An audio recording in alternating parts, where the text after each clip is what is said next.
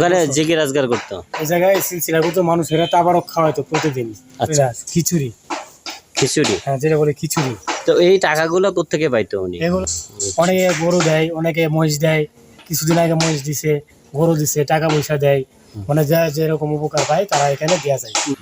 ইন্না লিল্লাহি ওয়া ইন্না ইলাইহি রাজিউন। দেখছেন এই মহিলাটি কবরটাকে সেজদা করলো, কবরটাকে কদমবুসি করতেছে, সরাসরি শিরকে লিপ্ত হলো।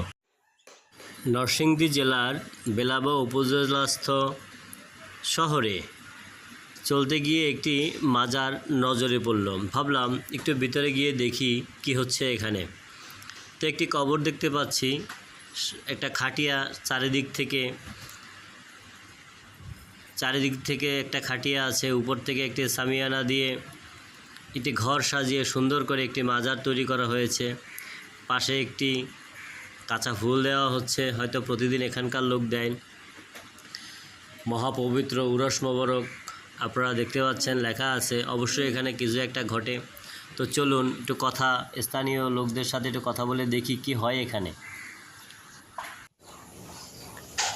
হযরত মাওলানা আবু আলী আখতার উদ্দিন শাহ কলন্দর গাউস পাক এর বিশিষ্ট খলিফা হযরত মাওলানা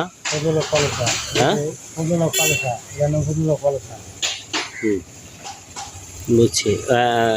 উনি ওনার রক্তের কোনো সম্পর্ক হয়, কিছু হয়? এটা আমি জানি না, কিন্তু ওনার খলিফা, এটা আমি জানি, বিশেষ খলিফা। ওনার খলিফা না? বিশেষ খলিফা মাওলানা আবু আলী আখতার শাহ কলন্দর বিশেষ খলিফা। এটা কি ওনার বাড়ি? কোনটা? এটা না, এটা হচ্ছে মানে এটা হচ্ছে সরকারি জায়গা। হ্যাঁ, সরকারি জায়গা। আপনার কোনো মিডিয়া লোক জায়গা আমার ভিডিও করতে হবে না, যাক সমস্যা নেই।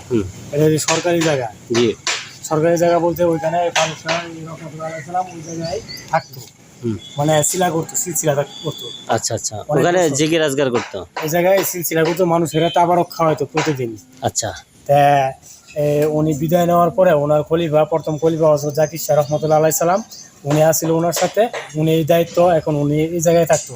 জাকির শাহ রহমতুল্লাহ আলাইহিস সালাম এই জায়গায় থাকতো, এই ঘরটাতে থাকতো। হ্যাঁ, এর ভিতরে থাকতো। উনিও ফালুসা যেভাবে তাবারক খাওয়াইতো, মানুষের তাবারক বিতরণ করতো, উনিও এইভাবে জাকির শাহ রহমতুল্লাহ আলাইহিস সালাম প্রতিদিনই মানুষের তাবারক বিতরণ দেয়। এখানে প্রতিদিন তাবারক খাওয়ানো হয়, প্রতিদিন।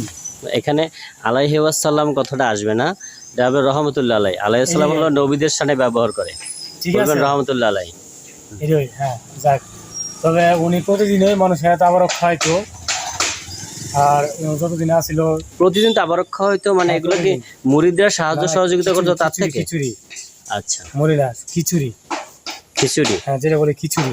তো এই টাকাগুলো কোত্থেকে পাইতো উনি? এগুলা যারা এখানে ভক্ত আশেখান যারা আছে, যারা তার কাছে আয়া উপকার পায়, আল্লাহর রহমতে যেগুলো উপকার পায়। কিরকম উপকার পায়? যেমন অনেকে অনেক মানত করে আসে, অনেক নিয়ত করে আসে যে আমার একটা পেট ব্যথা, আমি ওনার কাছে একটা কিছু মানত করবো, মানত করলে যদি আল্লাহ উপরে আল্লাহ আমার মাফ করে, তাহলে আমি ওনার একটা মানত দিয়ে দিই।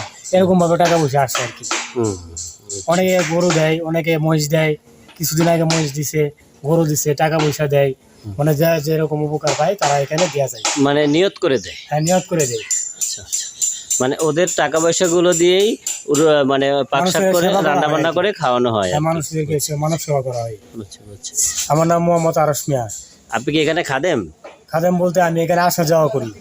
আচ্ছা আচ্ছা, আপনি এখানে থাকেন না? রাত্রে হলে থাকি না, সকালে আল্লাহ সকালে আমার আল্লাহ আনা, আমি এই রাত 7টা পর্যন্ত এখানে থাকি, মানব সেবা করি। মানব সেবা করে বেতন টেতন পান নাকি? কোনো না, বেতন পাই না, মানে নিজের ইচ্ছায় আল্লাহ রাস্তায় কাজ করি, আমার নিজে থেকে মন থেকে ওনার ভালোবাসা। ঠিক আছে, আলহামদুলিল্লাহ। এখানে আরো লোকজন আছে ইনশাআল্লাহ।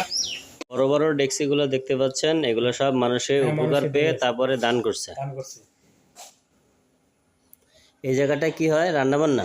না, এই জায়গার মধ্যে সন্ধ্যার সময় অনেকে আসে, তারা তাবারক খাওয়ানো হয়, মানে দুপুরে এক বেলা। আজকেও কি তাবারক পাক করছেন?